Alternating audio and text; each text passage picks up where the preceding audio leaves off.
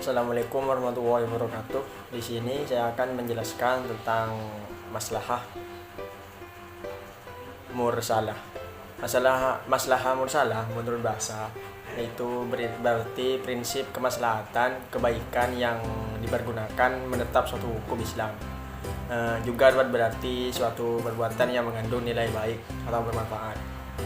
Menurut istilah ulama usul ada bermacam-macam ta'arif yang diberikan diantaranya yaitu menurut Imam Ar-Razi menarifkan bahwa maslahah mursalah ialah perbuatan yang bermanfaat yang telah diperintahkan oleh Musyari kepada hambanya tentang pemeliharaan agamanya, jiwanya, akalnya, keturunannya, dan harta bendanya.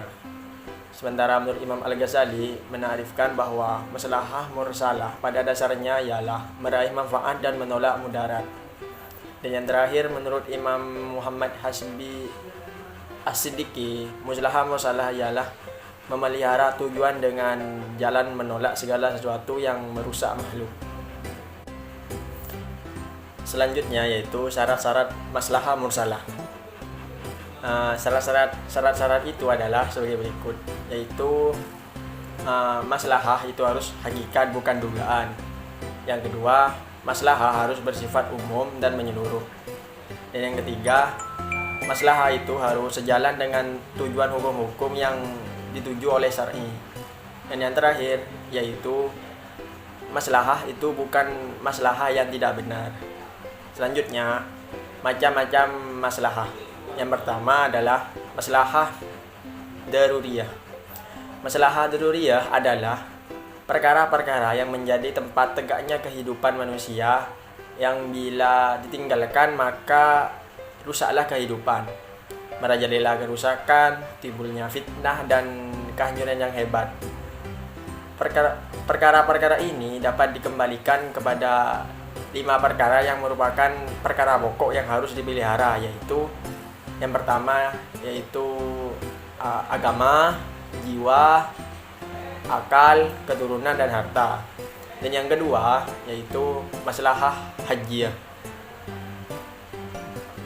Maslahah haji adalah semua bentuk perbuatan dan tindakan yang tidak terkait dengan dasar yang lain yang ada pada masalah daruriyah yang dibutuhkan oleh masyarakat tetap juga terwujud, tetapi dapat menghindarkan kesulitan dan menghilangkan kesempitan.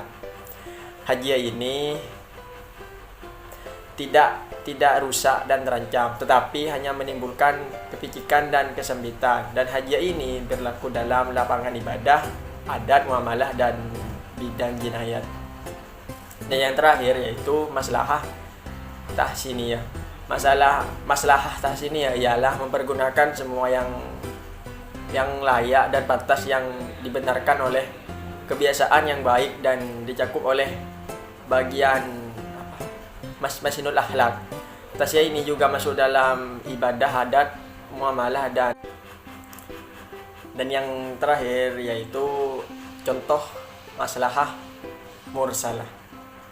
Seperti sekarang contohnya yaitu seperti tuntunan beribadah di masa pandemi ini, seperti tidak melakukan sholat Jumat dan sholat tarawih berjamaah di masjid, menutup masjid untuk sementara, dan sholat menggunakan masker.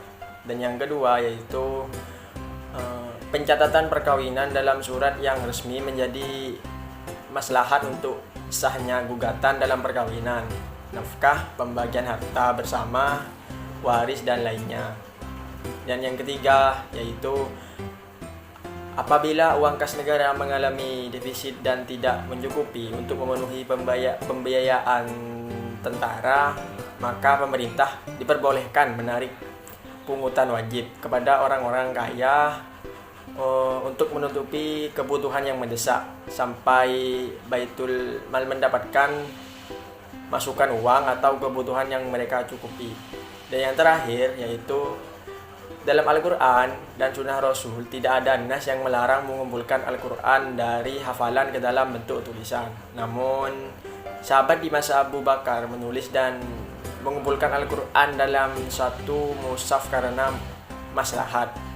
yaitu menjaga Al-Quran dari kepunahan karena meninggalnya sejumlah penghafal Al-Quran dari generasi sahabat. Terima kasih.